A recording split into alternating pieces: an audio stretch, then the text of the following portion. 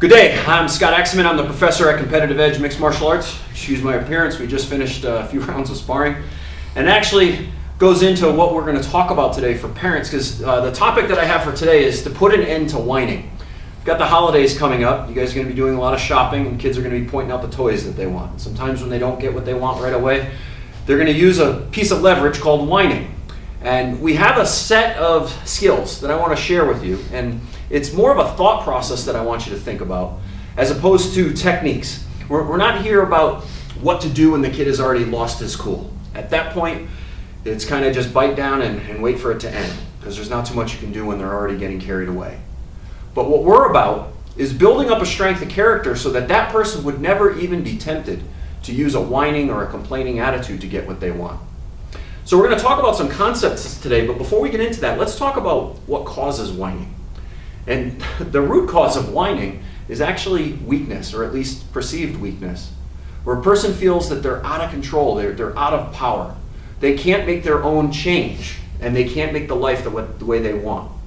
That turns them to the guilt mindset to try to get a relief from this pressure and from this pain. And so if we're going to make any real lasting change, if we're going to make some permanent change to a kid who's using whining or guilt, then we have to make them strong. We have to make them strong from the inside out.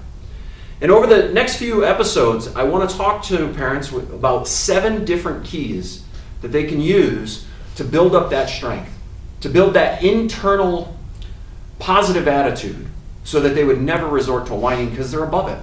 And that's our goal for these next couple of sessions. And let's get started.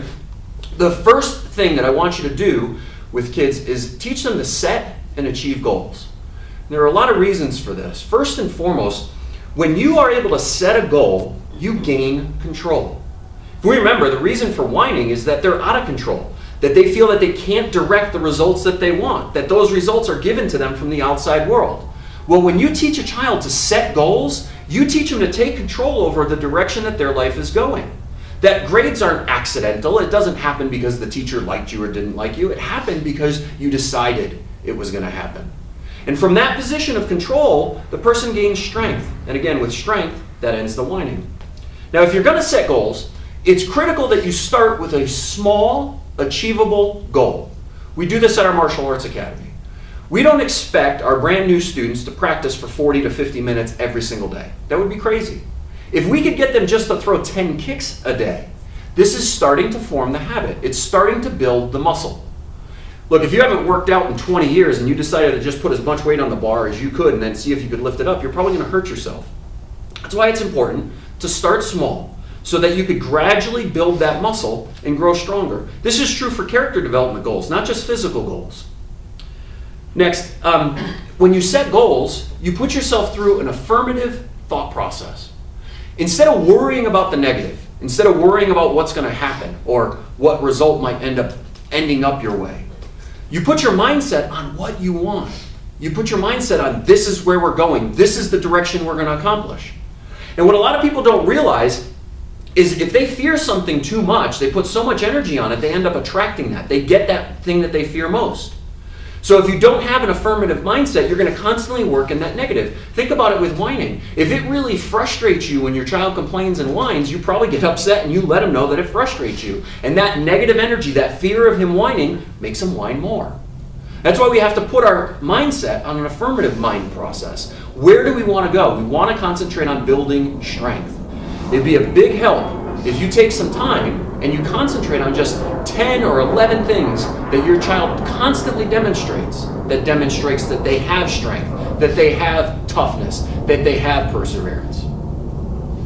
Next, goals are real, but they start from the invisible. And this has real power. We want people to understand that they're in control, that they can make the things of their life, that they can build whatever it is that they desire. But it has to start from the mind. It has to start from their creative process. They have to see that they could get good grades before they get good grades. They have to see and feel that they can accomplish their black belt before they accomplish their black belt. And if they don't make that transference of the invisible to the real, from the invisible to the solid, then they're in the invisible or in their current reality. And let me give you an example of this. If they're having a hard time being bullied at school, that might be their reality. That's their firm. And if they're so afraid of that and so in that, they can't change that by going into the invisible and seeing that they can make a lot of friends. But when you go through the goal setting process, you blend these energies and you help kids develop real strength. Next, goals build creativity.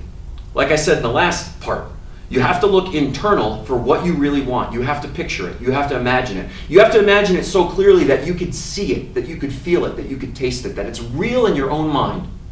And when you get that level of creativity, it becomes real. That's the only way that you develop the power to create. And without goals, you can't create anything. Your life is going to be handed to you by other people. It's going to be a life of permission, not a life of creation. Creativity is critical. Next, if you are going to be setting goals, it's best to set goals to help kids become something, not get something. Kid is going to be tempted to say, I want a new bike, I want a video game, whatever. Yeah, that's great, super. But what are you going to become? Because if you can become these things, then you earn those things. And that's more of an important goal to think about. Now, it's okay to say the material thing as well. Everybody gets excited about new stuff, and it's a nice little reward to keep your momentum going. But the real value of doing this exercise is to become more, to build long-term habits so that you constantly grow. Next, advantage of goals is the development of strategic thinking. If you have a goal and you think about it strongly, and you make it real in your own mind, you automatically start to create a plan. That plan puts you on a path, a strategic path. This is what I'm going to do. This is how I'm going to accomplish it. And it teaches kids the reality, what works and what doesn't. You have a plan, you're going to accomplish this, okay, start on that plan. They learn that the plan doesn't work. That doesn't mean that they're a failure. That means that they have to improve their plan. It means that they have to do things a little differently or think a little bit differently. And that is so important for growth. Talk about real strength. If a child can learn at an early age to set a goal and make a plan, and then be responsible enough to modify that plan when they don't get what they want the first time around, you're giving that child real strength to be a success in the future. That's the value of goal setting, is creating that strategic thinking. Also, probably one of the biggest benefits, goals teach self-reliance.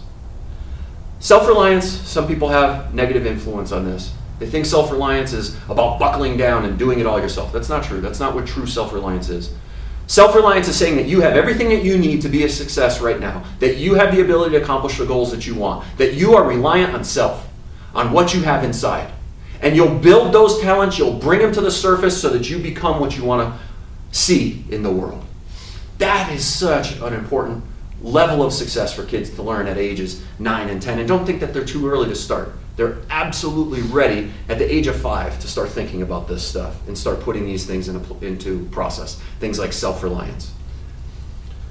Finally, probably one of the most important aspects, goals will put you ahead of peer pressure. If you have a real solid goal that you're passionate about, and the idiots in your school want you to do something that goes against that goal, you won't hang out with those idiots. That's simple. And a lot of those kids that are tempted by peer pressure, they simply are because they don't have anything they're working on. They don't have anything that they're trying to build for themselves. They don't have any vision for themselves other than, geez, how am I just going to survive this day and not get bullied? And once you give a child a direction, once you give them a firm position that we're going to get something done, that we're going to become something solid, you give them a huge advantage. And you keep them away from that negative peer pressure. So, this is a good start. There's 6 more of these episodes to follow. I hope you'll be watching your email for when they get published. Talk to you soon.